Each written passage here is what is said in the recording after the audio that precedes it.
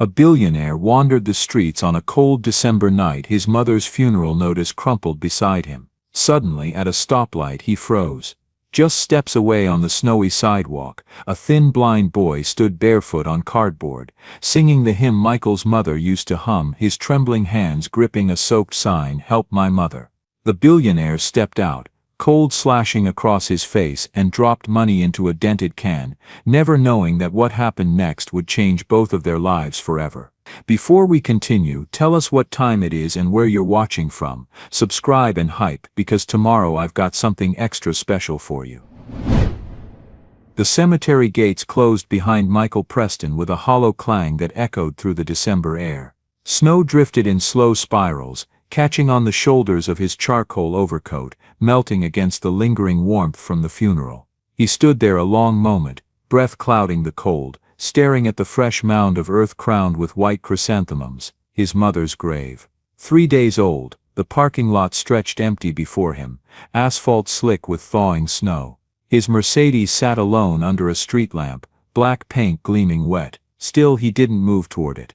His feet felt anchored by something heavier than grief, regret that had hardened in his chest over the past 72 hours. His phone buzzed in his pocket. He didn't check. More condolences, more polished sympathy from men in expensive suits who'd come to the funeral, not for his mother, but for him, for access, for favor. She would have hated it. She'd wanted something small, the hospice nurses who held her hand, the neighbor who brought soup. Instead, he'd planned it the way he planned everything. Efficient, immaculate, curated. Finally he walked to the car. His leather shoes crunched through the thin crust of snow, the sound too loud in the stillness. Everything felt too loud now, the absence of her voice, the silence waiting at home, the empty chair she used to fill before the cancer returned, before he got too busy to visit. 12 years of remission, that's what the doctors had said then, hope wrapped in cautious optimism. But the cancer had returned, relentless, stage 4. He'd been in Tokyo when she called. He'd told her he'd fly back that weekend.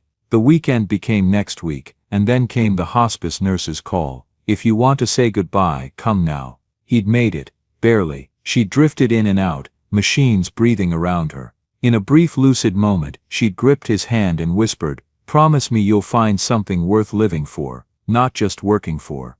Living for, he'd promised. And now, standing in the cemetery parking lot, he had no idea what that meant. He drove home through streets blurred by falling snow. The penthouse wasn't home, just square footage filled with furniture chosen by designers and silence left behind by his ex-wife. "You're never present," she'd said. She'd been right. Manhattan shifted around him, Midtown's towers giving way to older brick buildings, cars that had seen better decades. He wasn't watching the road, just moving, trying to outrun the scent of chrysanthemums clinging to his coat, the image of the casket lowering into frozen ground. A red light stopped him at an intersection he didn't recognize. Steam rose from a subway grate, a bodega's neon sign flickered. Pedestrians hurried past, breath trailing like ghosts, and then he heard it. A voice, singing. It cut through the closed windows of his car, through the hum of the heater, through the white noise of city traffic. The voice was young, untrained, but pure in a way that made his hands tighten on the steering wheel. It was singing an old hymn, something his mother used to hum while cooking dinner, something he'd forgotten existed until this exact moment. Michael's chest constricted. The voice sounded so much like her, not in tone but in feeling, in the way it carried a kind of weary hope that came from singing when you had nothing left but song. He turned his head slowly, searching for the source. On the sidewalk, barely visible through the falling snow, stood a boy, thin, maybe 11 or 12 years old, wearing a jacket too light for the weather. His eyes were closed, not in performance, but in concentration. In his hands, he held a cardboard sign, the words barely legible through the moisture seeping into the cardboard. "Help my mother." Michael's breath caught, the boy's hands trembled, whether from cold or fear or exhaustion, he couldn't tell.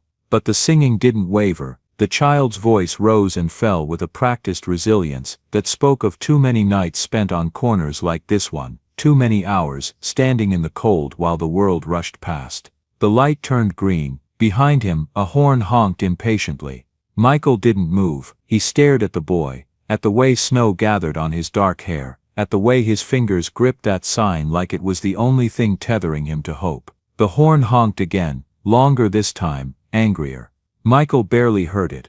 All he could hear was that voice, singing a song his mother had loved, sung by a child who looked like he was carrying the weight of the world on shoulders too narrow to bear it. Another car swerved around him, the driver shouting something obscene through the window. Michael still didn't move. He sat there, engine running, snow accumulating on his windshield, and felt something crack open inside his chest, something that had been sealed tight since the day he'd decided ambition mattered more than presence, since the day he'd chosen quarterly earnings over Sunday dinners.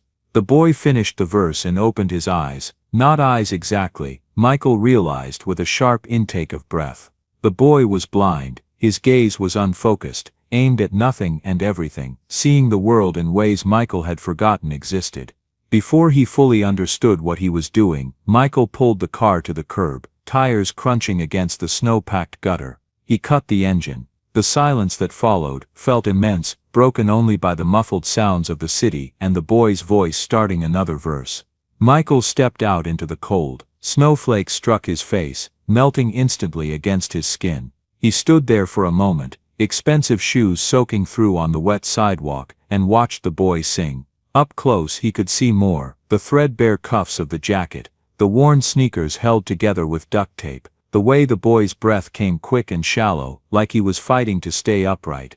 The singing stopped abruptly. The boy's head tilted slightly, sensing presence.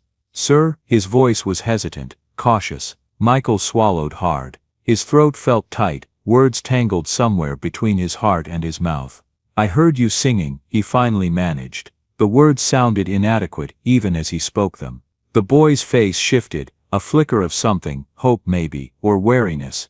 "My mom taught me that song. She's sick, real sick. I'm just trying to help her get better." The simplicity of it gutted him. No elaborate story, no manipulative plea, just truth delivered in a child's voice.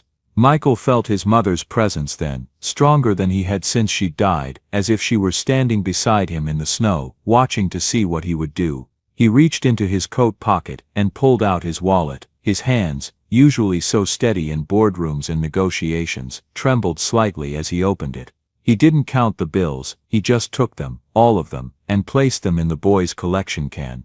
The sound of paper meeting metal felt both insignificant and monumental. The boy's expression didn't change much. He nodded once, a gesture too mature for his age. "Thank you, sir. God bless you." Michael turned to walk away. He made it 3 steps before his feet stopped moving. The snow fell harder now, the street lights casting orange halos through the white curtain. Behind him, the boy had started singing again, that same hymn, that same desperate hope woven through every note. He walked away before the boy could argue, before he could see Michael's hands shaking, before the tightness in his chest turned into something messier. His footsteps echoed off wet pavement. Behind him, the boy Liam, he'd learn later, called out something. Thanks maybe, or questions. But Michael kept walking. He made it to his car before his hands started trembling too hard to grip the keys.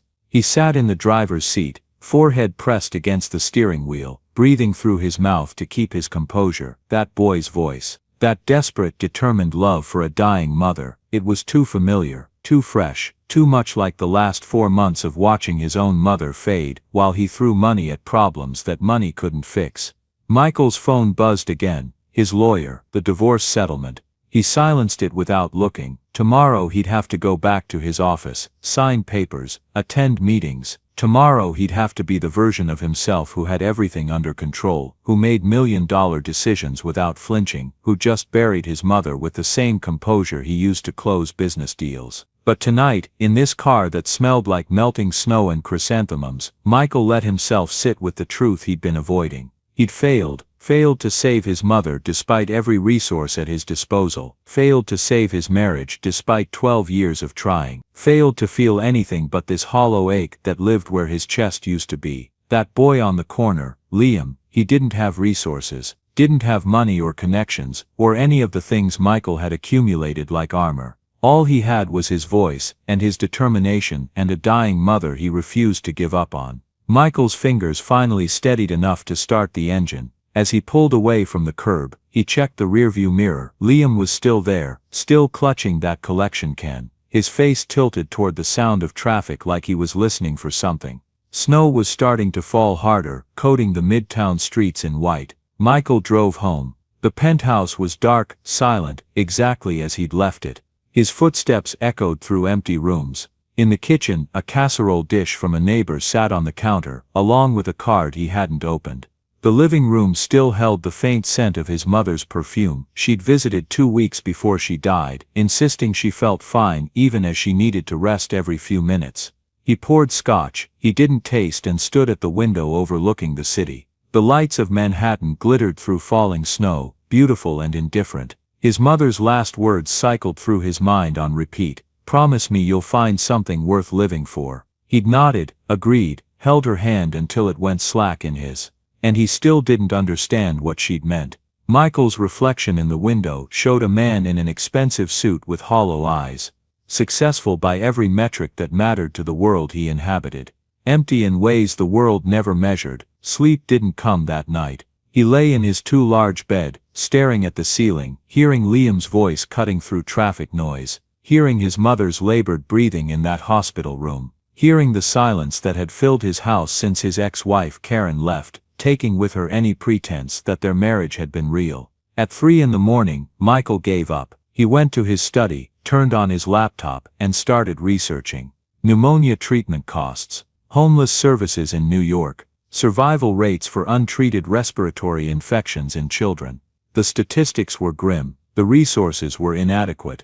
The system was broken in ways that made his hands clench into fists. By dawn, he'd made a decision he couldn't quite articulate even to himself.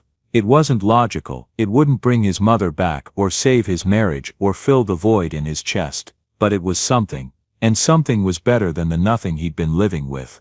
Michael's car was already moving before he'd consciously chosen the destination. His hands knew the route, back to that corner where Liam sang. Morning traffic was heavier now in Midtown, commuters fighting through slush-covered streets. Fresh snow from overnight had painted the city white, but exhaust and footsteps were already turning it gray. The thermometer on his dashboard read 19 degrees. He'd tried to sleep, given up around 4 a.m. after lying awake replaying that voice, those 3 words on the cardboard sign, the way Liam's shoulders had tensed when Michael approached. His bedroom had felt suffocating, his penthouse too full of absence, Karen's empty closet, his mother's voice that would never echo down the hallway again. The grief counselor his lawyer had recommended would probably say this was avoidance, running toward someone else's crisis to escape his own. Maybe she'd be right. Michael's fingers tightened on the steering wheel as he turned onto Broadway, but it didn't feel like running. It felt like the first deliberate step he'd taken since watching his mother's casket lower into frozen ground. The corner was empty when he arrived. Michael parked across the street, killed the engine, and waited. The dashboard clock read 5:43 in the morning.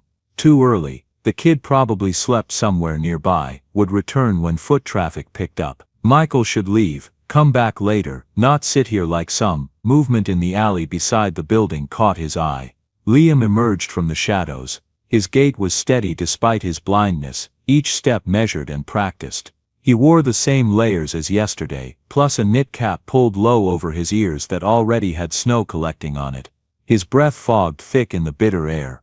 Michael watched as the boy positioned himself against the building wall, exactly where he'd been the day before. Same spot, probably memorized every crack in the sidewalk, every sound that indicated foot traffic. Liam set down a battered backpack, pulled out the cardboard sign, propped it carefully against the wall. Snow immediately started accumulating on its surface. Then he just stood there for a moment, head tilted back, face raised toward a sky he couldn't see. His shoulders rose and fell with a deep breath. Steeling himself maybe, or praying, or just preparing to survive another day in December cold that could kill. Michael's hand moved to the door handle. Stopped. What was he doing here? What could he possibly offer this kid beyond money already given? His mother was dead, his marriage was over. He was a 47-year-old man who'd spent 2 decades building a life that meant nothing, helping no one, connected to nothing real. Liam started singing. The decision made itself. Michael crossed the street, his shoes crunching through fresh snow in a rhythm Liam's head immediately tracked. The boy's voice didn't stop, but his posture shifted, wary, calculating threats. "It's Michael," he said, stopping a respectful distance away. His breath clouded between them. "From yesterday." The singing cut off mid-phrase, Liam's head angled toward his voice, suspicious. "You came back." "Yeah." Michael's hands found his pockets, seeking warmth. "I came back." "Why?" The question was blunt, edged with the kind of distrust that came from broken promises.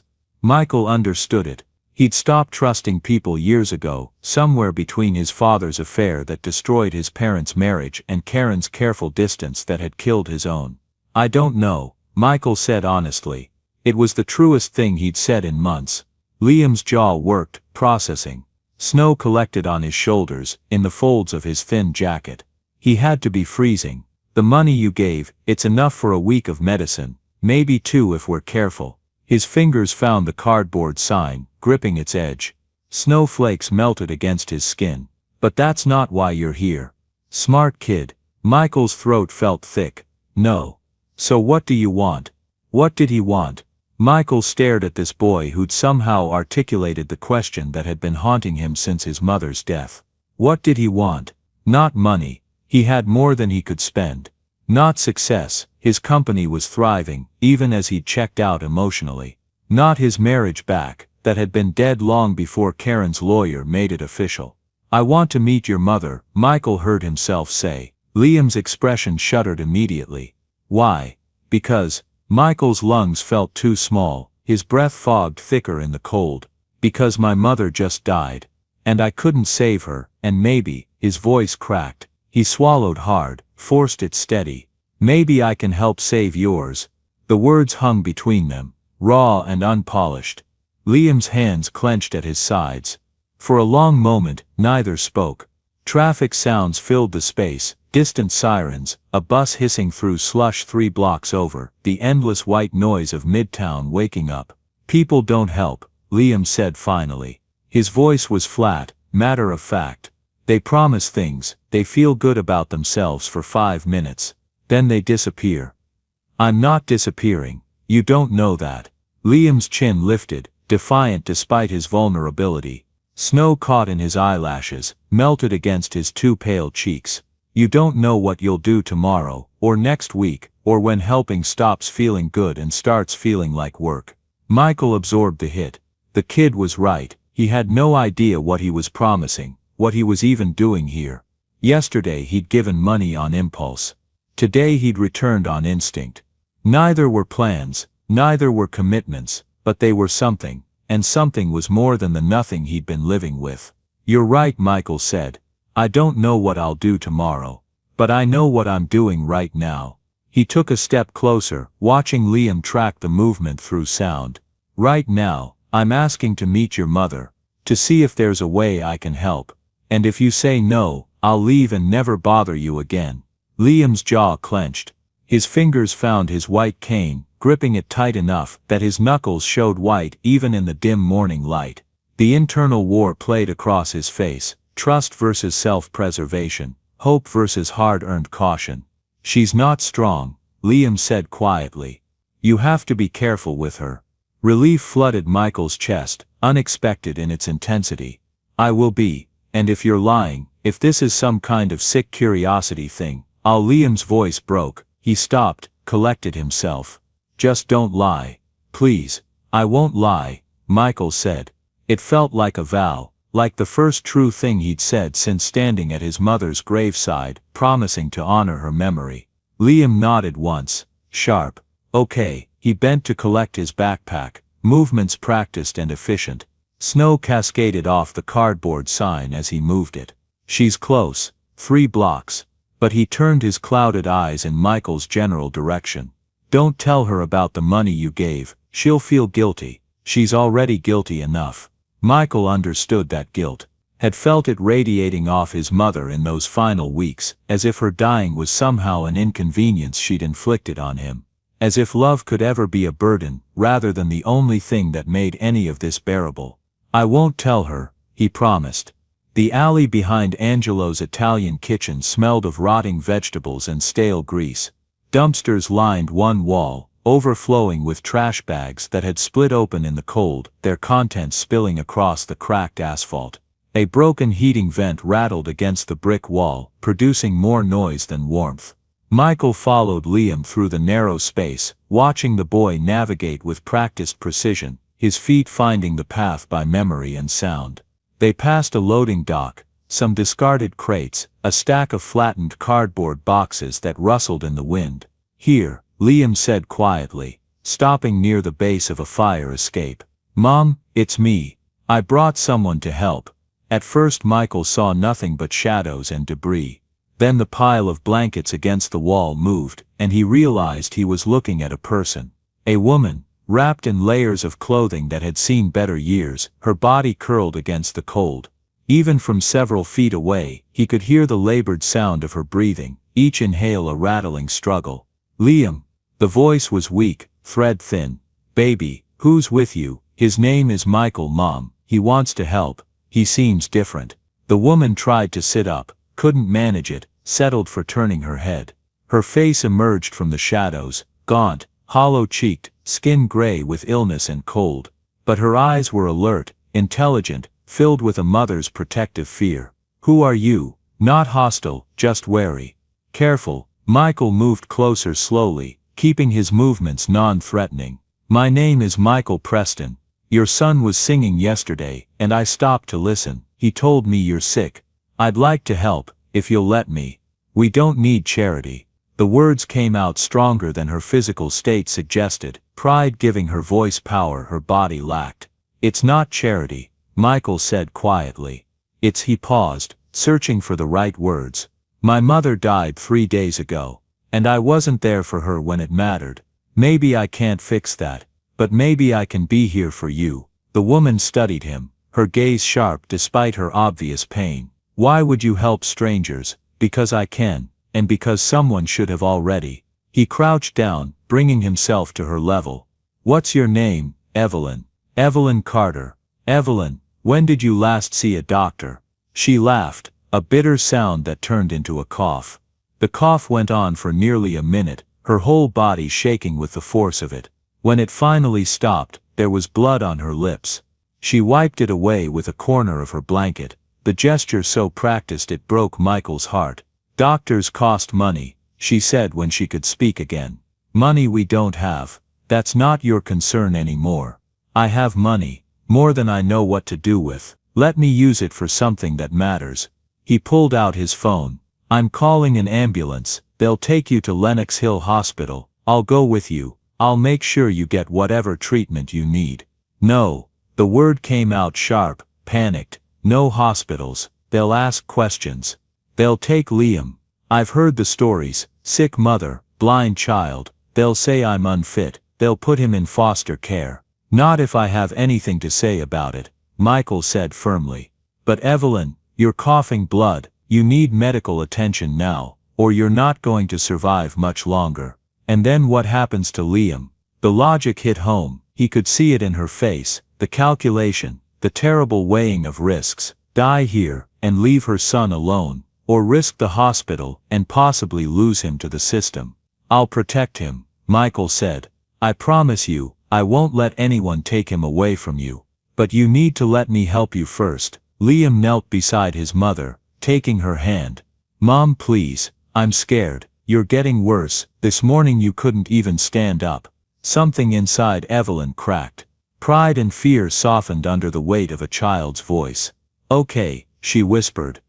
"Okay." Michael dialed 911, giving the address with unshakable calm. While they waited, he draped his coat over her shoulders and sat on the frozen ground beside them. He'd mentioned his mother without meaning to. "My mother died 3 days ago," and now that confession lingered in the air.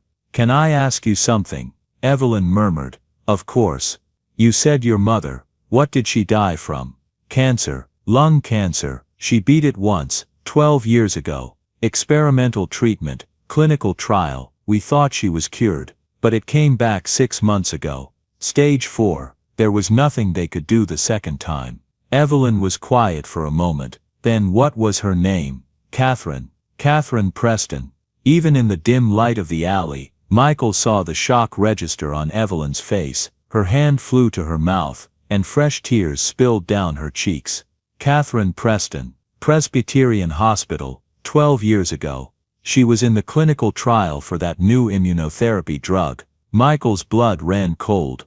How do you know that? Because I was her nurse's aide. I was assigned to the oncology floor. I took care of her during her treatments. Evelyn's voice shook. She was so kind, always asking about my life, about my pregnancy. When I told her I was having a baby, she was the first person to really celebrate with me. She told me about you, showed me pictures, said she was so proud of you, even though she wished you'd slow down. The world tilted. Michael felt like the ground had opened beneath him, revealing connections he never could have imagined. You knew my mother. I took care of her for 8 months, every treatment session, every checkup. We became friends, real friends. Evelyn coughed again, grimacing with pain. When I was 7 months pregnant, they fired me. Budget cuts, they said, but really it was because I needed more bathroom breaks, more time off for doctor appointments. Your mother was so angry. She tried to fight it, even wrote letters to the hospital administration. It didn't change anything, but she tried. Michael's vision blurred with tears. She never told me, never mentioned you, because that's who she was. She helped people quietly. Didn't need recognition. Evelyn reached out with her free hand, touched Michael's arm. She talked about you constantly, how brilliant you were, how successful, but also how worried she was that you were missing life while chasing success. She said she prayed you'd find something that mattered more than money. The ambulance sirens cut through the morning air, growing louder. Red lights strobed against the brick walls, turning the alley into something surreal and urgent. 2 paramedics jumped out, their faces shifting from professional assessment to poorly concealed shock when they saw Evelyn's condition. How long has she been like this? The older paramedic asked, already moving, checking vitals, preparing oxygen. Too long, Michael said quietly. They worked quickly, efficiently, but Michael could see the concern in their eyes, the way they exchanged glances when Evelyn's blood pressure reading came back, the tight set of their jaws when they listened to her lungs. She was in bad shape, possibly critical. We need to move now, the younger paramedic said, and they lifted her onto the stretcher with practiced gentleness. Evelyn's hand reached out, searching, and Liam was there instantly, gripping it. I'm coming with you, Mom. I'm right here, sir. The older paramedic turned to Michael. Family only in the ambulance. Are you? I'm taking responsibility for them. Michael said, the words coming out with more certainty than he felt. Both of them. I'll follow in my car, and meet you there.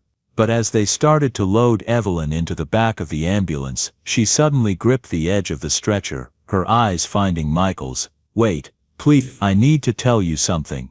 The paramedics paused. Michael moved closer. Your mother, Evelyn whispered, her voice urgent despite her weakness.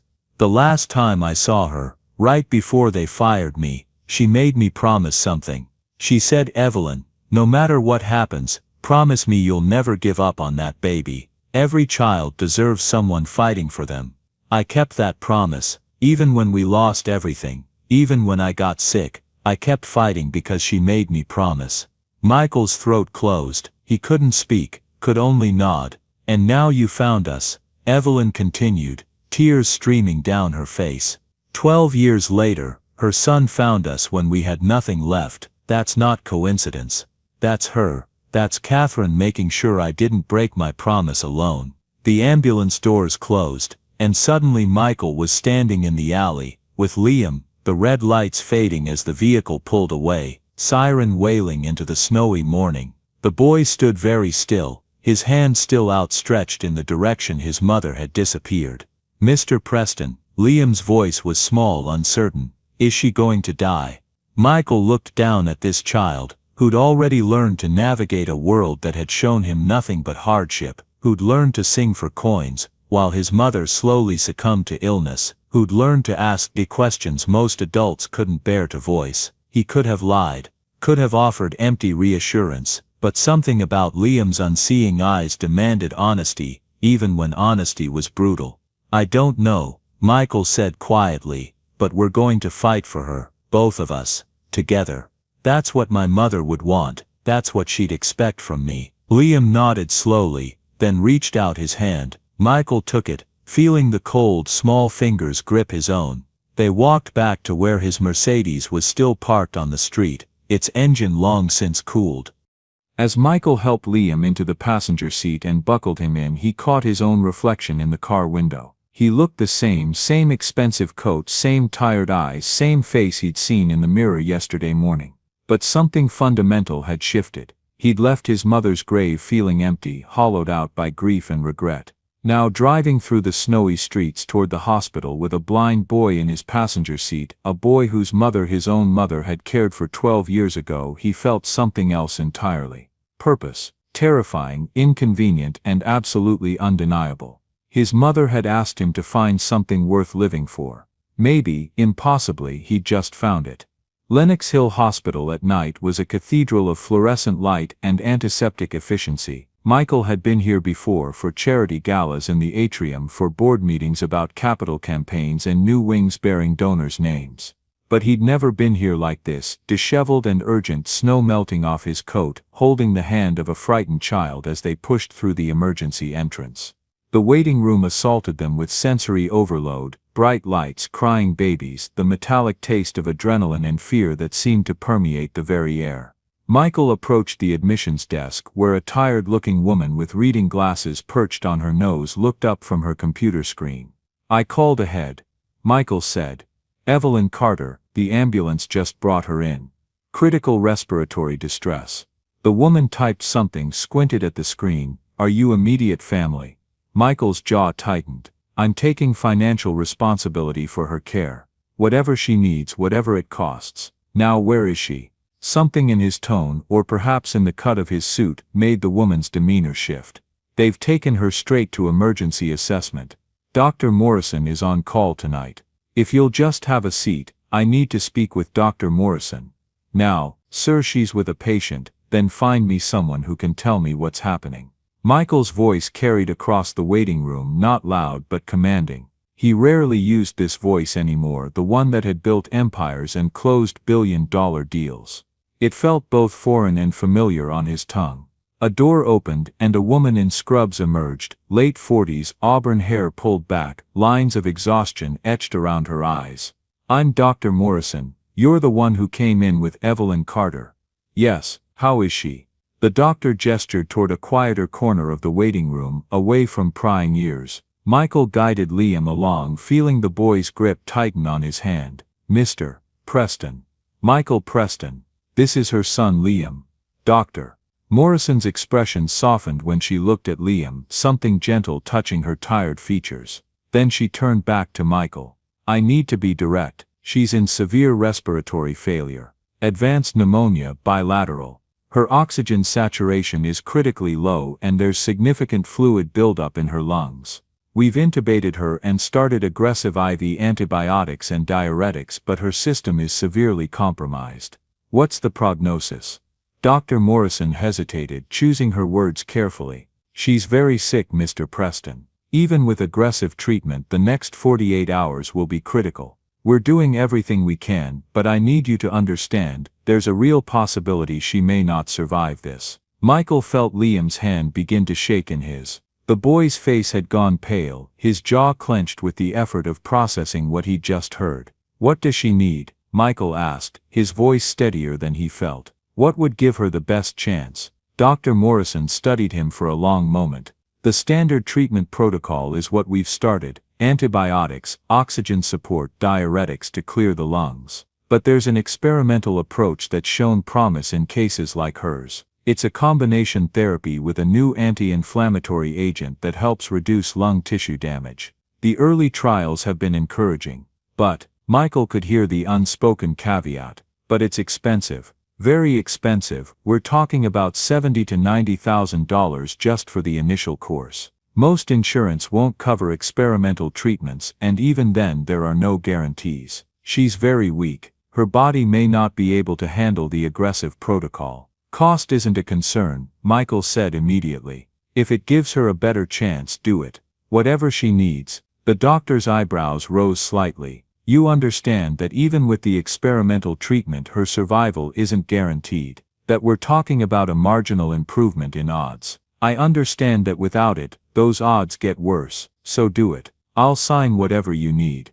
Doctor. Morrison nodded slowly. I'll have the paperwork drawn up. Since she's unconscious and you're assuming financial responsibility, we'll need your consent to proceed. She paused, her expression softening again. For what it's worth, Mr. Preston, she's lucky you were there. Another few hours in that alley and we wouldn't be having this conversation. After the doctor left, Michael guided Liam to a row of plastic chairs. The boy sat down mechanically, his face blank with shock. She's going to die, isn't she? Liam's voice was hollow, stripped of emotion. That's what the doctor was really saying. Michael sat beside him, choosing his words carefully. The doctor said the next 2 days are critical. That means they don't know yet. Your mother is fighting, Liam, and we're going to fight with her. But I won't lie to you, she's very sick. It's my fault. The words came out choked. I should have made her go to the hospital sooner. I should have gotten more money singing. I should have. Stop.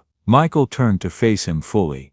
This is not your fault. You're 12 years old. You should be worried about homework and friends, not keeping your mother alive. The fact that you've done as much as you have, that you've kept going, kept singing, kept hoping, that takes more courage than most adults have. But what if she dies? What happens to me? It was the question Michael had been dreading, the one with no good answer. Let's focus on helping her survive first, then we'll figure out the rest. They sat in silence for a long while, surrounded by the ambient noise of the ER. Eventually a nurse brought Liam a sandwich and juice box. The boy ate mechanically, not tasting anything, just consuming fuel. Michael watched him and felt something shift in his chest, a sense of responsibility that went beyond the immediate crisis. This child had no one. If Evelyn died, Liam would enter the foster care system, would be shuttled between homes, would likely be separated from everything familiar. The thought made Michael's stomach turn.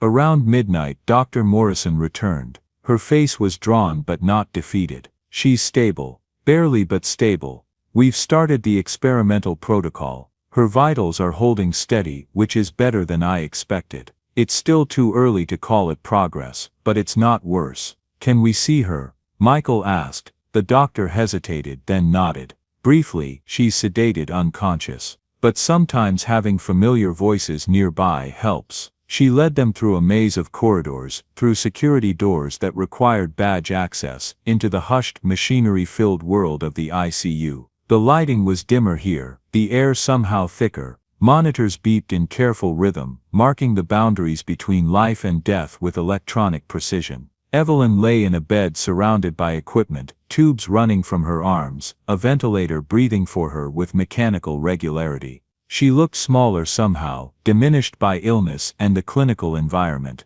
Her skin was gray, her hair matted, but her chest rose and fell steadily, pushed by the machine. Liam approached the bed with Michael's guidance, his hands reaching out until they found the bed rail. He gripped it tightly, knuckles white. "Mom?" His voice cracked. "It's me, it's Liam. You're going to be okay now. We found help. Real help. Michael's here, the man you took care of, his mother, remember? Catherine Preston, he found us. He's helping us. So you just rest, okay? You rest and get better, and I'll be right here waiting." Michael watched the boy speak to his unconscious mother, watched the tears stream down his face, watched him maintain his composure despite being more terrified than any child should ever have to be. And he made a silent promise, not to Liam, not to Evelyn, but to his mother's memory. He wouldn't walk away from this. Whatever happened, however this unfolded, he was committed now, completely, irrevocably, because 12 years ago his mother had cared for this woman, had made her promise to never give up on her child, and now, through some impossible twist of fate, he had the chance to help her keep that promise. It felt like his mother was still teaching him lessons from beyond the grave. Michael didn't go home that night, or the next. Lenox Hill became his entire world, white walls, soft beeping monitors, stale coffee cooling in paper cups. The administration, recognizing both his name and his refusal to leave, quietly offered him a private consultation room. Clothes arrived from his penthouse. Meals materialized without him asking. He slept in fractured stretches on a leather couch, 2 hours at a time. Liam stayed with him.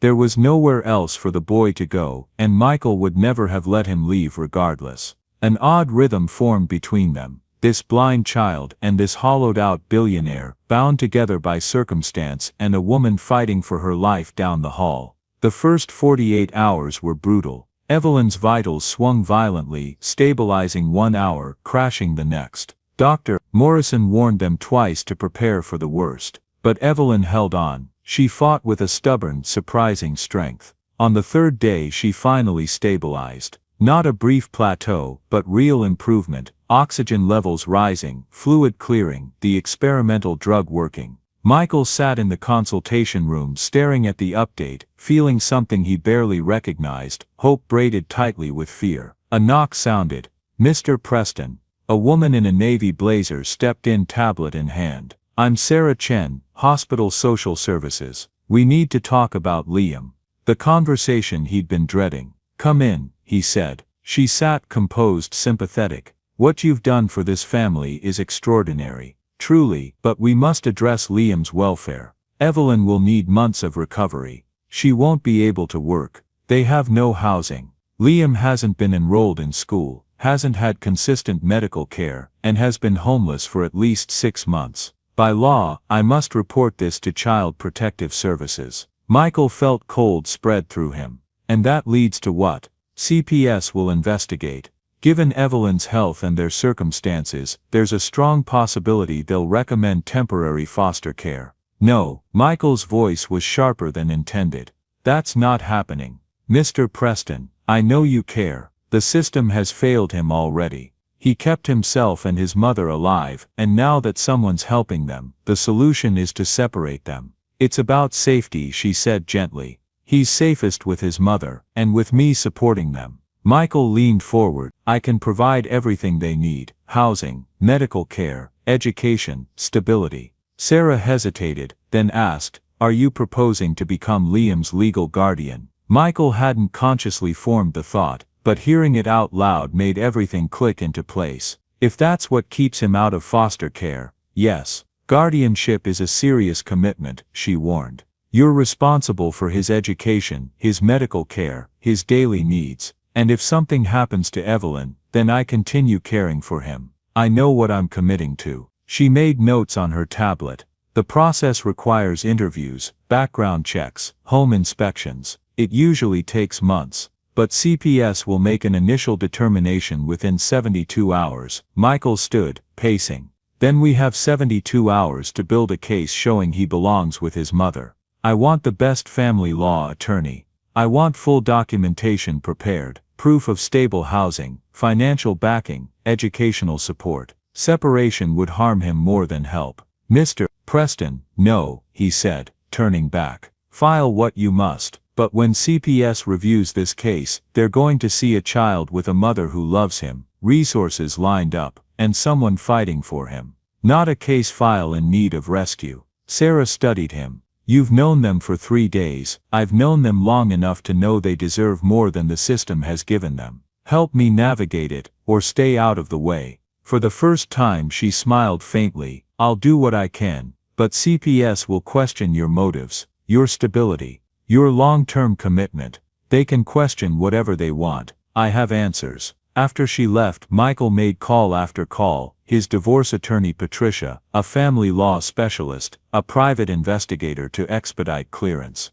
He set legal machinery in motion with the same focus he'd once reserved for major acquisitions. But beneath the planning, a quiet voice whispered, you don't know these people. You failed at marriage. You weren't there for your mother. How can you raise a blind child? Yet every time doubt surfaced, he heard his mother's whisper, find something worth living for. This felt like the answer. That evening, he sat beside Liam in the ICU waiting area.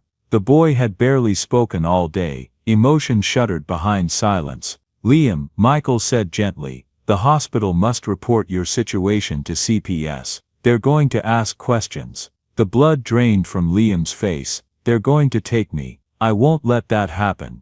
I'm working to become your legal guardian. That means I can make decisions for you, protect you." "Why?" Liam's voice cracked. "You don't even know me. I know enough. I know you love your mother. I know you're brave and smart, and I know my mother would want me to do this." He paused. "This wouldn't be temporary. If I make this commitment, it's real. For as long as you need me." Liam swallowed hard. What if my mom doesn't make it?" Michael crouched down. "Then you still have me. You're not going to face anything alone. I promise." Tears escaped down Liam's cheeks. "Okay," he whispered. "Okay." 2 days later, Evelyn woke up. Michael was there when it happened, sitting beside her bed during one of the brief visiting windows. Her eyes fluttered open, unfocused at first, then slowly sharpening. "Liam," she croaked, the word barely audible past the oxygen mask. "He's here. He's safe. Let me get him." Michael squeezed her hand gently, then went to find Liam in the waiting area. When the boy entered the room and heard his mother's voice, he broke down completely, rushing to her side and gripping her hand like he'd never let go. Mom, you're awake, you're okay." "My baby," Evelyn whispered, tears streaming down her face. "I'm here, I'm still here." Michael stood back, giving them space, but Evelyn's eyes found him over Liam's shoulder. She mouthed 2 words, "Thank you." He nodded, unable to speak past the tightness in his throat. Later, after Liam had finally been convinced to get some sleep in the consultation room, Evelyn gestured for Michael to come closer. "I need to know," she said, her voice still weak but determined. "Why are you really doing this? Sarah from social services told me about the guardianship papers, about everything you're doing. Why?" Michael sat down, considered how to answer. "Do you remember my mother, Catherine? Of course. I loved her. She bought 12 extra years because of the treatment you helped manage." His voice faltered. "But she spent those years watching me miss everything that mattered. I buried myself in work. I wasn't present. I missed birthdays, holidays. I lost my marriage. And when the cancer returned 6 months ago, I was in Tokyo. She had to leave me a voicemail to tell me she was dying." Evelyn's eyes softened with recognition. "Before she died, she made me promise to find something worth living for. Not working for, living for." He exhaled.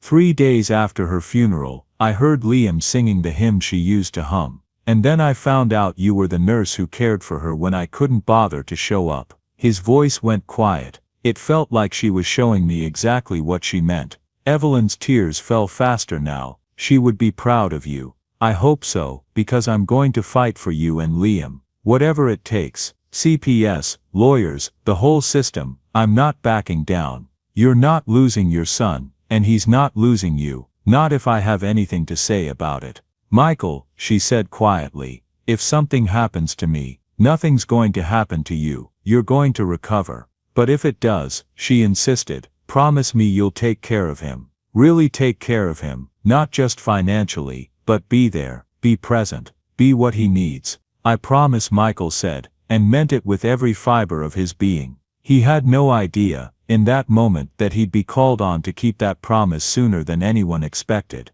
The next 3 weeks unfolded in a blur of legal meetings, medical consultations, and tense standoffs with Child Protective Services. True to her word, Sarah had filed her report, and 2 days later, a CPS caseworker named Daniel Reeves showed up at the hospital with questions and forms, and the kind of bureaucratic skepticism that made Michael's blood pressure spike. "Let me make sure I understand this correctly," Reeves said, sitting across from Michael in the consultation room. "You met this family less than a week ago, and now you want to become the legal guardian of a special needs child, whose mother you barely know. That's an oversimplification. But yes, and you expect me to believe this is about altruism, not some." He consulted his notes. "Midlife crisis response to your mother's death." Michael's jaw tightened. "My motivations are irrelevant. What matters is that I can provide stable housing, excellent medical care, educational opportunities, and most importantly, keep Liam with his mother.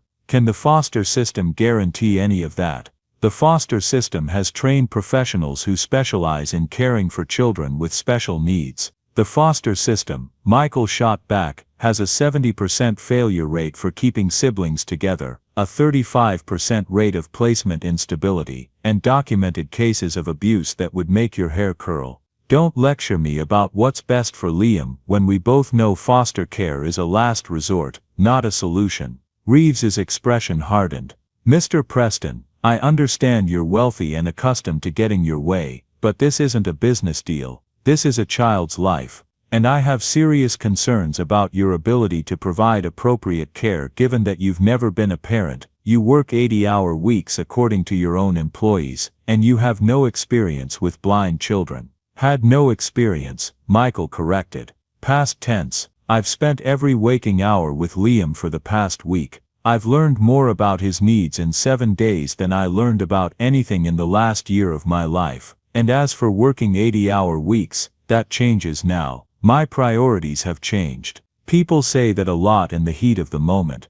Then reality sets in, and the novelty wears off, and suddenly the commitment doesn't seem so appealing anymore. Michael leaned forward, his voice dropping to something cold and dangerous. I don't do novelty, Mr. Reeves. I don't make commitments I can't keep. When I decide something matters, I don't change my mind, because it gets inconvenient. So either work with me to make this transition as smooth as possible for Liam, or I'll bring so much legal firepower to bear on your department, that you'll spend the next 5 years in depositions. Your choice. The threat hung in the air between them. Finally Reeves sighed. I'll need to conduct a home inspection, interview you extensively, run comprehensive background checks, and even then, guardianship isn't guaranteed. The judge will make the final determination. Fine, name the time and place, I'll be there.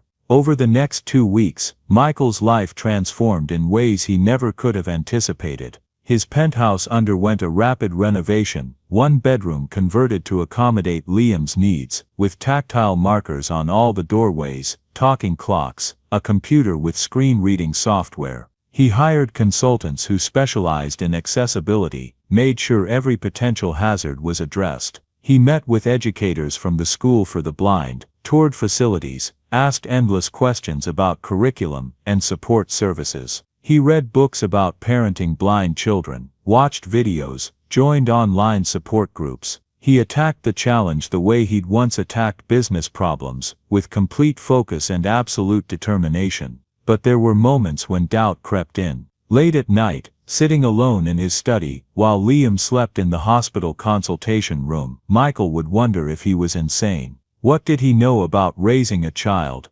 about being responsible for another human being's entire future? He'd failed at marriage, failed at being a present son. What made him think he could succeed at this? The answer always came back to the same place, his mother's voice, asking him to find something worth living for. And Liam's trust, so fragile and precious, placed in him when the boy had every reason to believe adults would fail him again. Meanwhile, Evelyn continued to improve. Slowly, painfully, but measurably. The experimental treatment had worked. Her lungs were healing, her strength returning. Dr. Morrison called it remarkable, even miraculous. But she was cautious about the prognosis. The pneumonia is resolving, she explained during one of their updates. But Evelyn's overall health has been compromised by years of inadequate nutrition, stress, and living in harsh conditions. Full recovery will take months, possibly longer. She'll need ongoing care, regular checkups, and absolutely no stress. She'll have all of that, Michael assured her.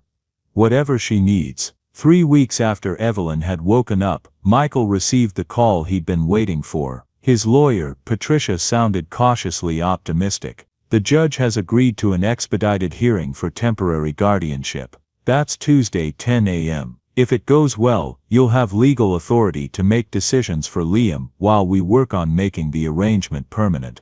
Tuesday arrived cold and gray, the kind of February morning that made people question why they lived in New York. Michael wore his best suit, not to impress, but because armor helped. He met Patricia at the courthouse steps, along with Evelyn, who'd insisted on attending despite her weakness. She leaned heavily on a walker, but her eyes were fierce with determination. You didn't have to come, Michael told her. You should be resting.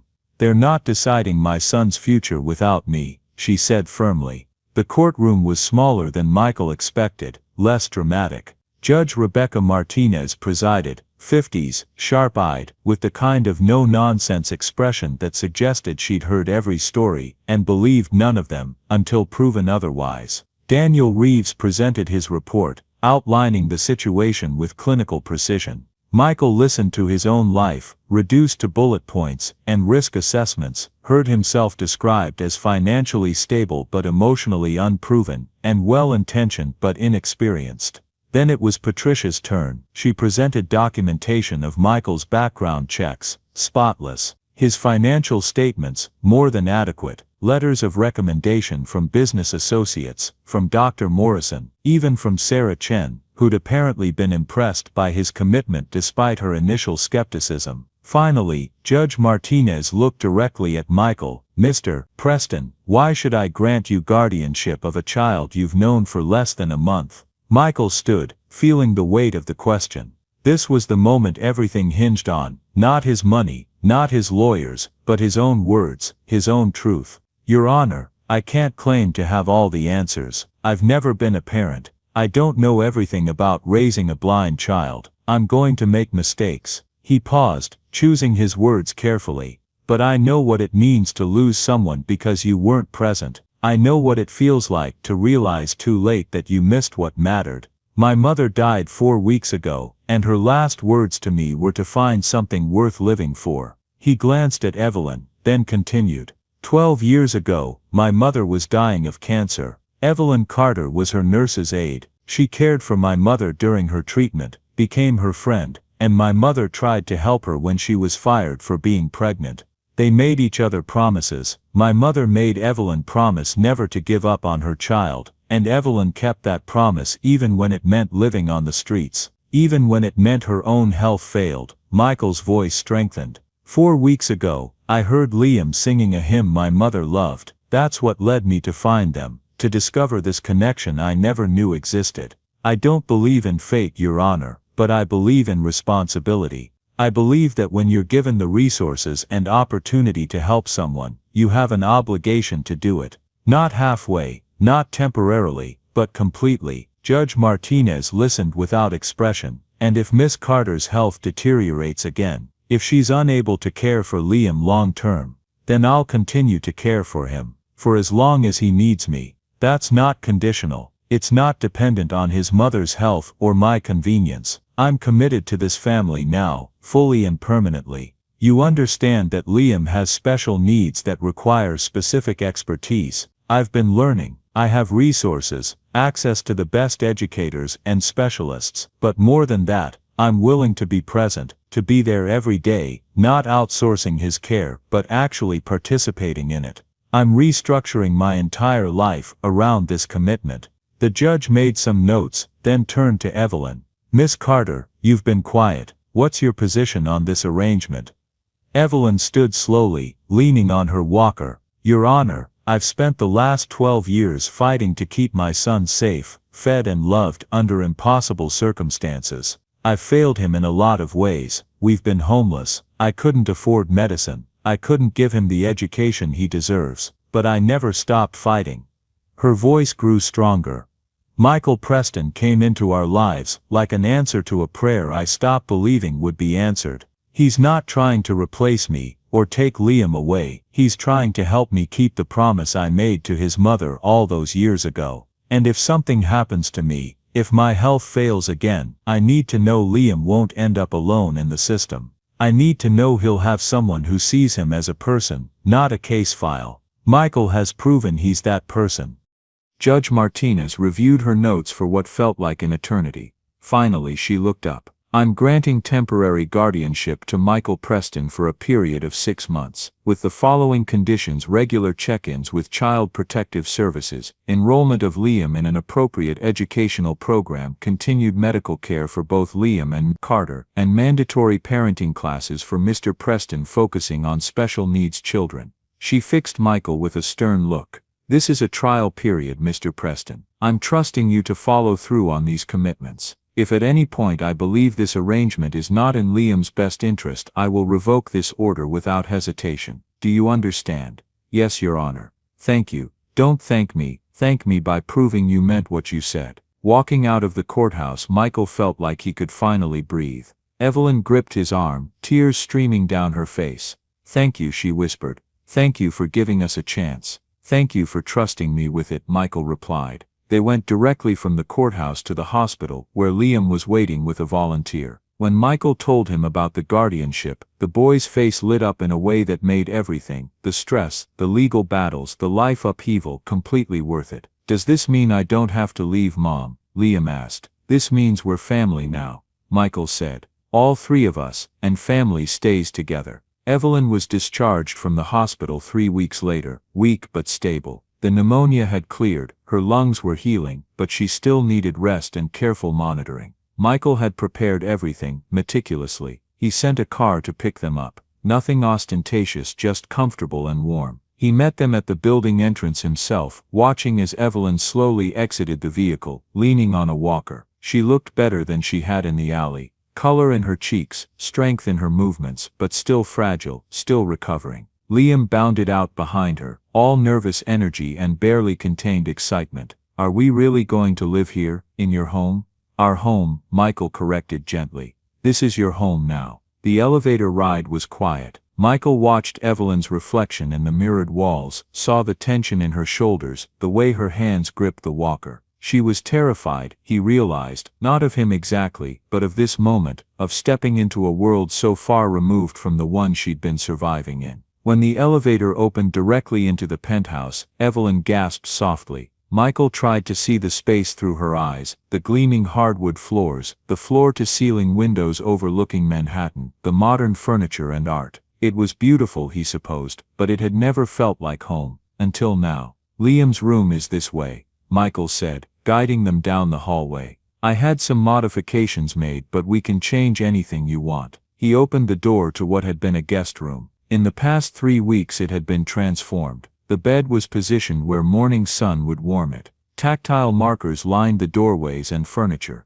A desk held a computer with screen-reading software and a braille display. Bookshelves were filled with audiobooks and braille volumes. A tactile globe sat in one corner, its raised surfaces marking continents and oceans. Liam moved into the room slowly, his hands reaching out to touch everything, mapping the space. When his fingers found the globe, he stopped, tracing the raised lines with an expression of wonder. This is all for me, all yours, Michael confirmed. And here he guided Liam's hand to a small device on the nightstand. This is a Victor reader. It can play audiobooks, music, podcasts, whatever you want. Voice activated. I've never had my own room before, Liam said softly, his voice thick with emotion. Never had my own bed even. Well, now you do, and it's yours for as long as you want it. Liam's composure cracked. Tears spilled down his cheeks, and suddenly he was moving toward Michael, wrapping his arms around him in a fierce hug. Michael froze for just a second. He wasn't used to physical affection, hadn't been hugged in longer than he cared to admit. But then his arms came up to hold the boy, and something in his chest loosened. Thank you, Liam whispered against his shoulder. Thank you for not giving up on us. Behind them, Evelyn leaned on her walker, tears streaming down her own face. Michael met her gaze over Liam's head and saw gratitude there, but also fear and uncertainty, and the weight of accepting help when you'd spent years learning not to trust it. The first few days were an adjustment. Evelyn was proud and independent, struggling with the reality of accepting charity. She insisted on trying to cook breakfast, even though standing for more than a few minutes exhausted her. She refused to use the master bedroom Michael offered, choosing instead a smaller guest room because it felt less imposing. She apologized constantly, for existing, for taking up space, for needing anything. Michael found himself learning patience in ways he never had before. In business, problems were solved swiftly, decisions made efficiently, but this was different. This required gentleness, respect for boundaries, understanding that healing wasn't just physical. Liam, by contrast, adapted with the resilience of youth. He explored every inch of the apartment with his hands, memorizing the layout, claiming spaces as his own. He discovered the piano in the living room, a baby grand that Michael's ex-wife had insisted they needed, but that no one had ever played. Liam's fingers found the keys and began picking out melodies, teaching himself through trial and error, and an apparently natural musical talent. Michael would stop whatever he was doing to listen, amazed at how quickly the boy learned, how the notes filled the apartment with something it had always lacked: life. One evening about a week after they'd moved in, Michael was working in his study when Evelyn knocked softly on the doorframe. She'd graduated from the walker to a cane and moved with increasing confidence. "Can we talk?" she asked.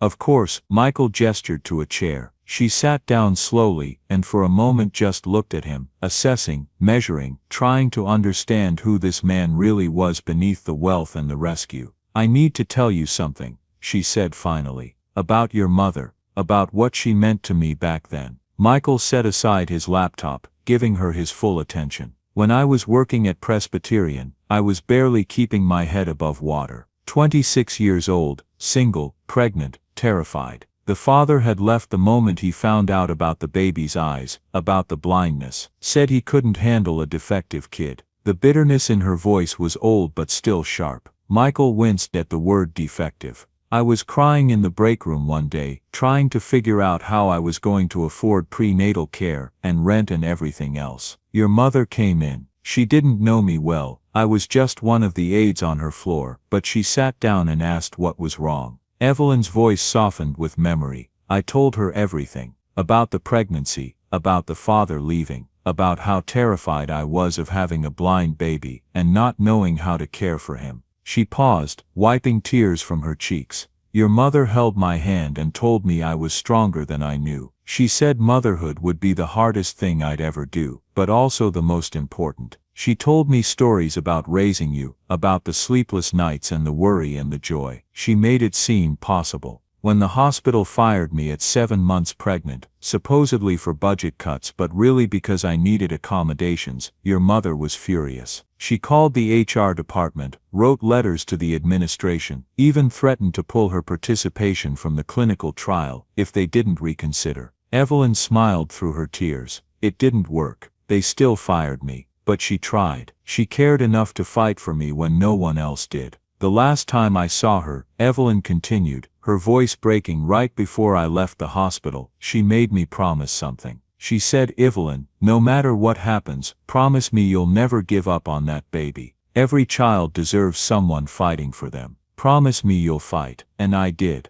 I promised her." Michael felt his own eyes burning. "She never told me about you, never mentioned helping anyone at the hospital, because that's who she was. She helped people quietly, without needing credit or recognition. She just did it because it was right." Evelyn leaned forward slightly, "And now 12 years later, her son finds us at our lowest point, and saves us exactly the way she tried to save me back then. You don't think that's her? You don't think Catherine arranged this somehow?" "I don't know what I believe about the afterlife," Michael admitted, "but I know that hearing about this, about how she tried to help you, how she cared, it makes me feel like maybe I'm finally becoming the person she always hoped I'd be." "You are," Evelyn said with certainty. "You're exactly the person she hoped you'd become. And she'd be so proud of you right now." They sat in comfortable silence for a moment, then Evelyn spoke again, her tone shifting to something more practical. "I've been thinking about what happens next. For me, I mean, I can't just sit here and be taken care of like some kind of invalid.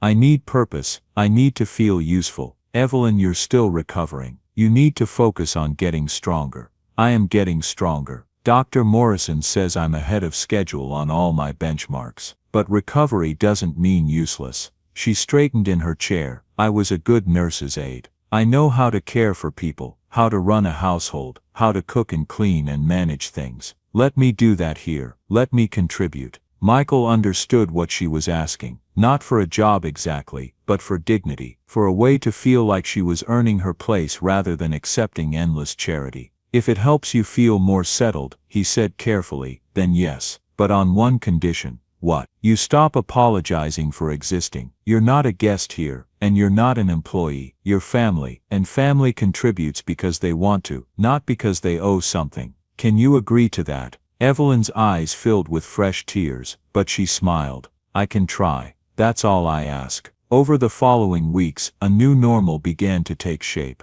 Evelyn gradually took over the kitchen, preparing meals that filled the apartment with warmth and the kind of home-cooked smells Michael hadn't experienced in years. She was an excellent cook, creative with ingredients, able to make something delicious from simple components. Liam started at the New York Institute for Special Education, a school that specialized in teaching blind students. Michael drove him there every morning, picked him up every afternoon, and listened to the boy's excited chatter about everything he was learning. For the first time in his life, Liam was around other blind children, kids who understood his experience without explanation. He made friends quickly. Michael met them at pickup, learned their names, their personalities. He found himself hosting playdates, something he'd never imagined doing, watching Liam laugh and play with a freedom the boy had never had before. Michael restructured his work life dramatically. He delegated more, attended fewer meetings, said no to opportunities that would take him away from home. His colleagues thought he'd lost his edge. His competitors thought he was vulnerable. But Michael didn't care. He'd spent 30 years proving himself in business. Now he was proving himself in ways that actually mattered. He also made a point of learning about Liam's blindness, not just the practical aspects, but the experience of it. He attended workshops, spoke with orientation and mobility specialists, learned how to be a guide without being overbearing. He made mistakes constantly, but Liam was patient with him, gently correcting when Michael forgot to announce doorways or left objects in pathways. One Saturday morning, in early April, about 3 months after they'd moved in, Michael woke to the sound of Liam playing piano. The boy had progressed remarkably, teaching himself complex pieces by ear. This morning he was playing something Michael didn't recognize, something original, composed by Liam himself. Michael lay in bed listening, feeling something warm and unfamiliar in his chest. Contentment maybe, or purpose, or just the simple pleasure of being present in his own life for the first time in decades. He got up, made coffee, and found Evelyn already in the kitchen, preparing pancakes. She looked healthier every day, the gray pallor of illness replaced by natural color, her movements stronger and more confident. "Good morning," she said with a smile. "Hungry, starving, can I help? You can set the table."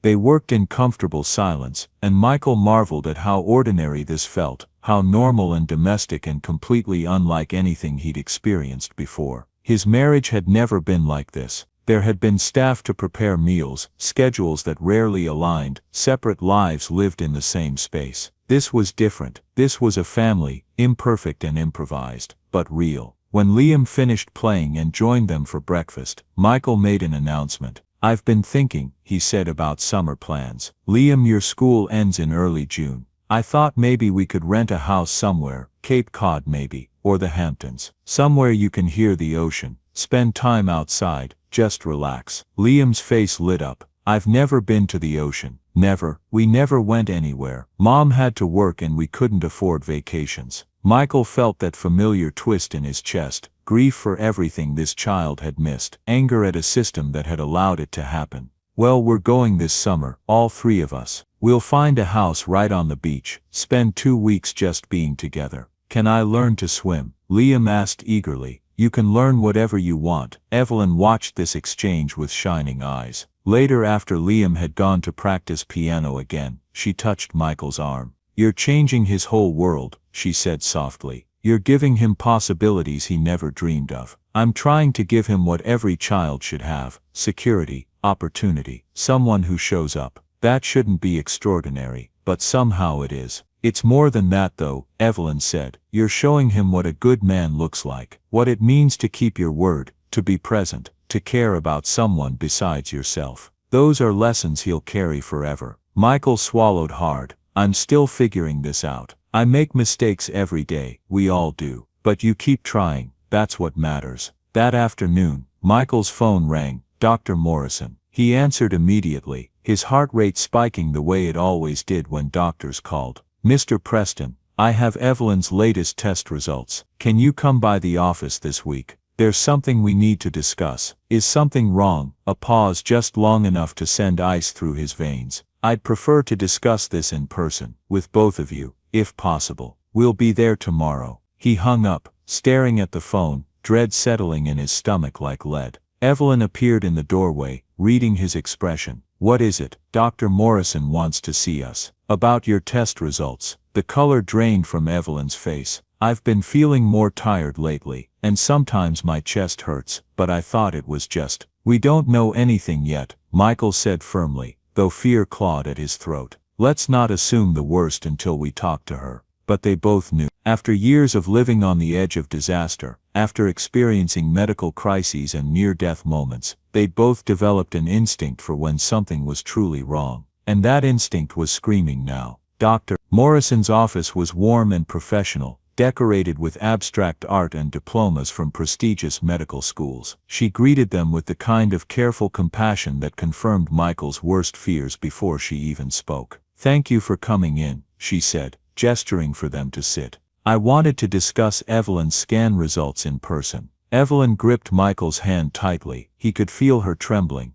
"I'm not going to sugarcoat this," Dr. Morrison continued, pulling up images on her computer screen. "The scans show multiple masses in Evelyn's lungs, and significant involvement in the lymph nodes, liver, and bones. We did a biopsy, and the pathology confirms it's cancer. Non-small cell lung cancer, stage 4. It's already metastasized throughout the body." The words hit like a physical blow. Michael felt the air leave the room, heard Evelyn's sharp intake of breath beside him. "How is that possible?" Michael asked, his voice sounding distant to his own ears. "She just recovered from pneumonia. How did we miss this?" "The pneumonia obscured it initially," Dr. Morrison explained gently. "The inflammation and fluid made it difficult to see the masses clearly. By the time her lungs cleared enough for us to get good imaging, the cancer had already progressed significantly. I'm sorry, I wish we'd caught it earlier." Evelyn spoke, her voice barely above a whisper. "Stage 4, it means the cancer is advanced and has spread beyond the lungs. At this stage we're not talking about a cure." Dr. Morrison's voice was gentle but honest. "We're talking about managing symptoms, maintaining quality of life for as long as possible." "How long?" The question came out flat, emotionless. "Without treatment, probably 3 to 4 months. With palliative chemotherapy treatment focused on slowing progression and managing symptoms rather than curing, we might extend that to 8 to 10 months, possibly a year.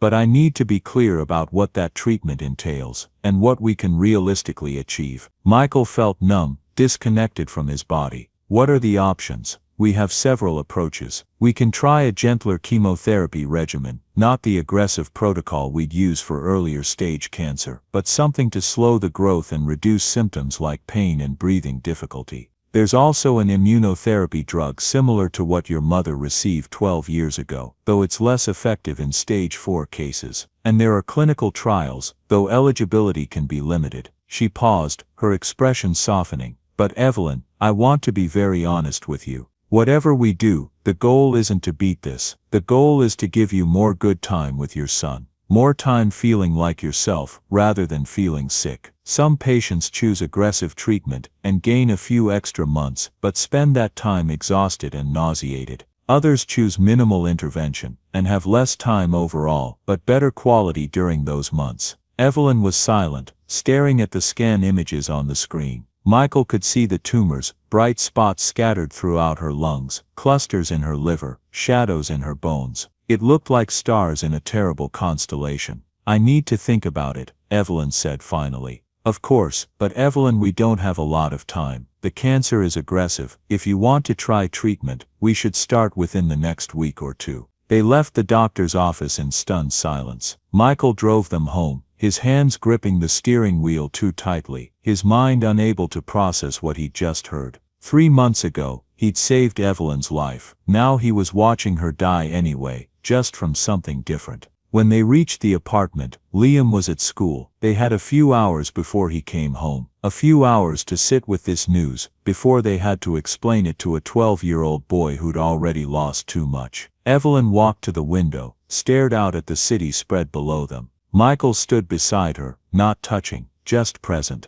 "I can't do aggressive treatment," she said quietly. "I watched what it did to people at the hospital. I watched them suffer through chemo just to buy a few more months of suffering. I can't do that to Liam. I can't make him watch me waste away, sick and bald and barely conscious. But if treatment could give you more time dying, Michael, that's what stage 4 means. More time in hospitals, and in pain and too weak to be his mother." She turned to face him, tears streaming down her face.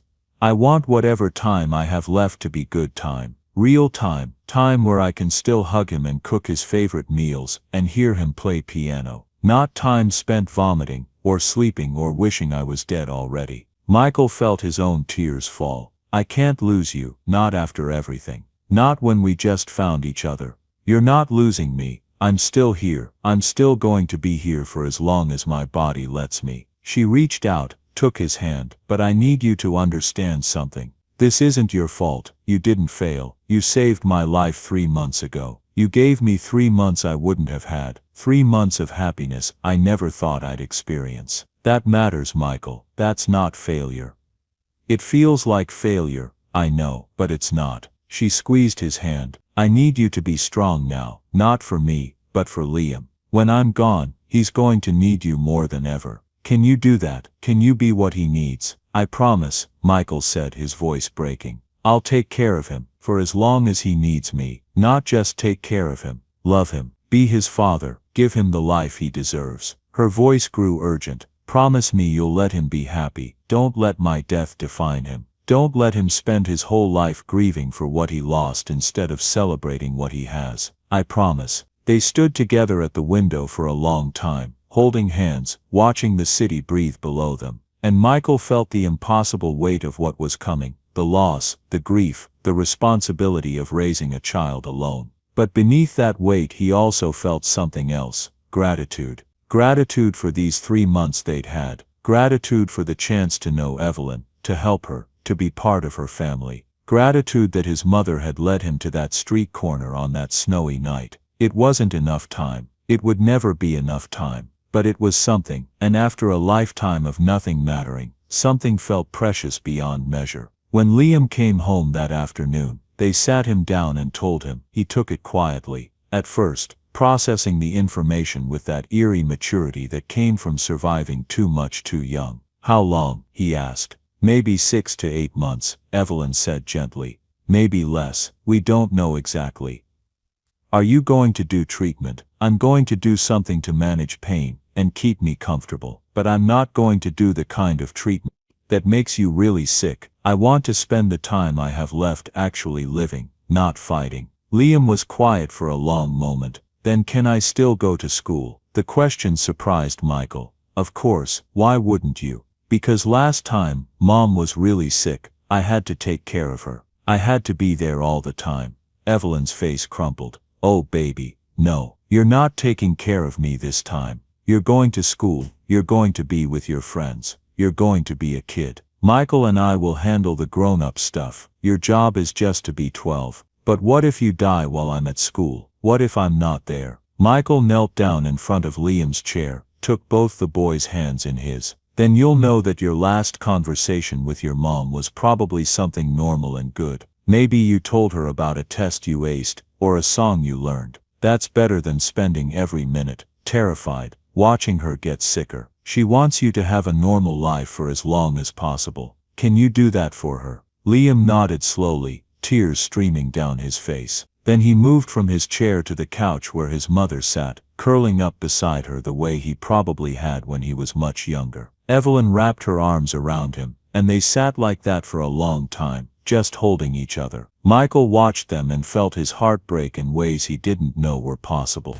But beneath the breaking, he also felt something solidify, his resolve, his commitment, his love for these two people who'd stumbled into his life and changed everything. He would keep his promises, all of them, to his mother, to Evelyn, to Liam. He would be present, he would be strong, he would be what this family needed, even as it shattered around him. Time became strange after the diagnosis, too fast and too slow. Days blurred into pills, appointments and stolen moments of normalcy, all under the steady awareness that this was borrowed time. Dr. Morrison started Evelyn on a gentle protocol, enough to slow progression without stripping her remaining quality of life. Pain medication, anti-nausea pills, steroids to help her breathe, a balance between fighting and surrendering. I don't want Liam's last memories of me to be of someone too sick to be his mother, she told Michael. I want whatever time I have left to count, and it did. Those first months she was still mostly herself, tiring easily, moving carefully, but present. She cooked Liam's favorite meals when she could, sat beside him during piano practice, and laughed at Michael's terrible jokes. Michael reorganized his life to be home, stepping back from his company, ignoring colleagues who called him crazy. He'd learned success meant nothing without being present. One warm spring day, Evelyn asked,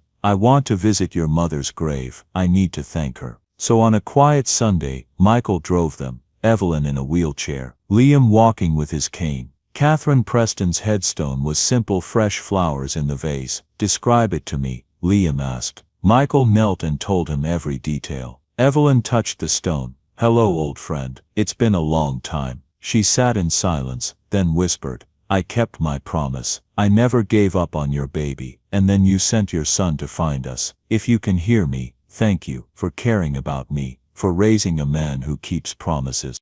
She looked at Michael. "You're finishing what your mother started. She tried to save me 12 years ago and couldn't, but you did. It means everything," he said. Liam stepped forward. "Mrs. Preston, your son saved our lives. Thank you for teaching him what matters." When they left, Evelyn looked back. "Rest well, Catherine. He's exactly who you hoped he'd be." In the car she was exhausted but smiling. "I needed that to close the circle." That visit marked a shift, not in her health which declined steadily, but in her acceptance. Michael took them to Cape Cod for a week. A beach house with ramps and wide doorways. It was early in the season, quiet. Liam discovered the ocean, salt air, waves crashing against his legs. Michael taught him to body surf, both laughing in the cold water.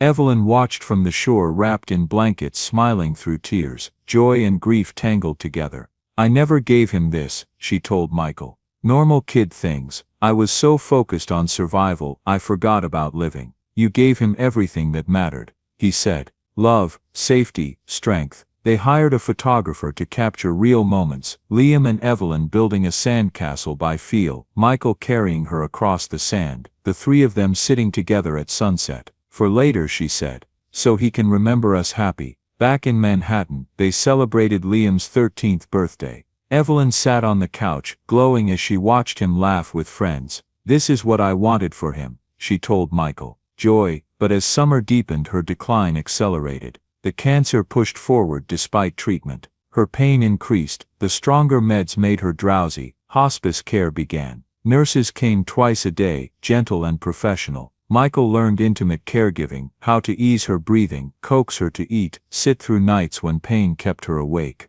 Liam struggled. 13 was old enough to understand death, not old enough to accept it. Some days he seemed fine. Other nights Michael found him crying. "Why her?" he asked. "She's good. It's not fair." "No," Michael said. "It's not. Do you believe in God?" "I don't know. But I don't think cancer is punishment. It's biology. Terrible luck. You didn't do anything wrong. Then why does it feel like punishment?" "Because losing someone you love always does." In late August, Evelyn asked Michael to set up his camera. She wanted to record messages for Liam's future, his 16th birthday, graduation, wedding. Michael set up everything, then left her alone. He never knew what she said, only that she emerged from each session with red eyes and a raw voice. "You gave me time to do this," she told him. "Months instead of days. That's everything." By September she was confined to bed. She drifted in and out of consciousness, the medication softening pain but pulling her away.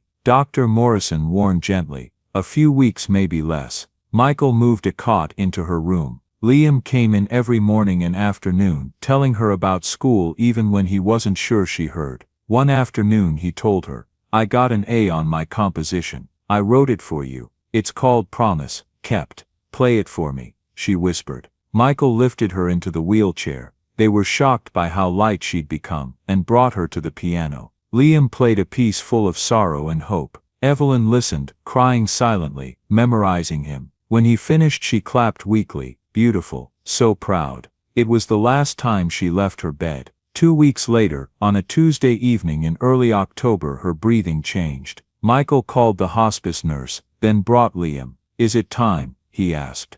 "I think so." They sat on either side of her bed, holding her hands. Her eyes opened slightly. "I love you, Mom," Liam cried. "Thank you for never giving up on me." "Proud," she breathed. "Be happy. Promise kept." She turned her fading gaze to Michael. "Take care of him." love him.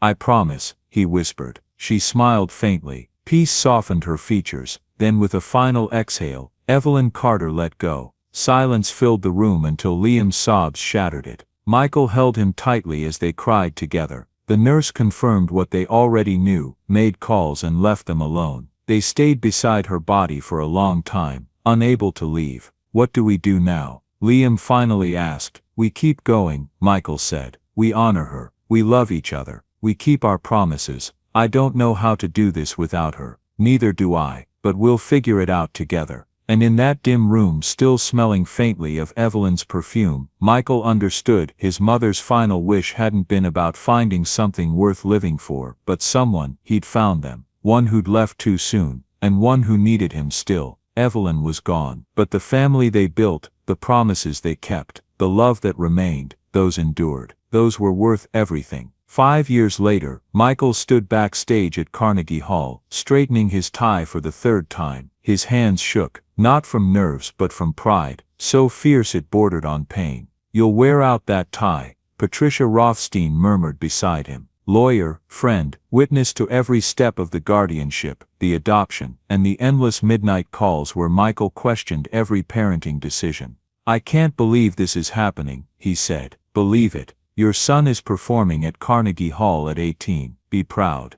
I am. I just wish they're both here, she said gently. In the ways that matter. When the lights dimmed, Michael took his seat in the front row. The hall filled around him, critics, donors, Juilliard faculty, but he saw only the piano at center stage. Liam walked out, guided to his bench. Taller now, composed, confident in his movements. He wore the suit Michael had helped him choose. Good evening, Liam said. Tonight I'm performing a symphony I've been working on for 5 years. It's called Promises Kept, and it's dedicated to the 2 women who made my life possible. He began to play. The opening notes were soft, aching, the old hymn he'd sung on the streets all those years ago. Then the music deepened, gaining texture, strength. Michael heard Evelyn in it, her fight, her grace, her love. And he heard his mother too, the quiet resilience, the steady warmth. The melody grew into something vast and breathtaking, a tapestry of grief and hope, and the fierce beauty of survival. Michael didn't bother wiping his tears. This was his son, his brilliant, kind, extraordinary son. When the last chord faded, silence held for a heartbeat. Then the hall erupted, cheers, applause, people standing crying. Liam bowed, smiling a smile so full of joy, it felt like Evelyn had stepped onto the stage with him. After photos and congratulations, they slipped into a quiet cafe nearby, coffee steaming between them. They sat in an easy silence until Michael finally said, "You were incredible." "I was terrified," Liam admitted. "What if I messed up? What if you didn't? And even if you had, it wouldn't matter. You played from your heart." Liam traced the rim of his cup. "Do you think she would have been proud? Your mother, she would have cried through the entire performance." Liam laughed softly, then his expression shifted. "I miss her, every day." "I know," Michael said. "I miss her too. Sometimes I'm afraid I'm forgetting her. I remember things she said, but not her voice, or how her hand felt." Michael reached across the table, taking his hand. "Memories fade, but what she taught you, who she helped you become, that stays. You carry her with you." Liam was quiet. "Is that what your mom is for you?" Michael thought of his mother, 8 years gone. "Yes, I don't remember everything, but I remember the important things. She wanted me to find something worth living for. Because of her, I found you." Liam squeezed his hand. "I'm glad you stopped that day. I'm glad you found us." "Me too. Best decision of my life." They sat together for a long moment, the weight of 5 years settling between them. Grief, healing, growth, family. Then Liam said, "I've been thinking about my name." Michael's heart slowed. "The adoption papers say Liam Carter Preston, but I want to be just Liam Preston." Michael's breath caught. "Liam, your mother's name, is part of me forever. But you're my father. You've been my father since I was 12. I don't need a hyphen to remember her. I want your name because I'm proud you're my dad." Michael couldn't speak for a moment. He nodded, eyes burning. "So can I." He finally found his voice. "Yeah, more than okay." They walked back through the city, the same streets where everything had once begun, with a blind boy singing in the snow, and a grieving man who didn't know he was about to become a father. At their building, Liam said softly, "Dad." Michael still wasn't used to it. He hoped he never would be. "Yeah, thank you, for everything." "You don't need to thank me. I know, but I want to." Liam smiled slightly. "You gave me a life. Not just a place to live or a school. A life, a family, safety, a future. That matters." "You did the work," Michael said. "I just showed up." "That's exactly it," Liam replied. "You showed up. Every day. Even when I was awful, even when you had no idea what you were doing. You showed up." In the penthouse, the same space that had once felt like a museum of loneliness, Michael saw the evidence of their years together. Sheet music scattered across the piano, photos lining the walls, Evelyn's worn throw blanket on the couch. "I'm heading to bed," Liam said. "Juilliard meetings tomorrow. Good night, kiddo. I'm proud of you, so incredibly proud. Love you, Dad. Love you too." After Liam disappeared into his room, Michael poured a scotch and stood at the window overlooking the city. Somewhere out there, 8 years ago, a broken man had driven through a snowstorm trying to escape grief. Somewhere, a blind boy had sung for his dying mother, and they had found each other. Michael lifted his glass toward the sky. "Thank you," he whispered. "Mom, Evelyn, thank you for trusting me with him. I hope I've made you proud." Below him, the city glittered, indifferent, endless, but he wasn't empty anymore. He was full of love, purpose, and the quiet certainty that he had kept every promise that mattered. His mother had asked him to find something worth living for. He'd found someone. And in loving Liam, in raising him, Michael Preston had finally found himself. It was enough. It was everything. Join us to share meaningful stories by hitting the like and subscribe buttons. Don't forget to turn on the notification bell to start your day with profound lessons and heartfelt empathy.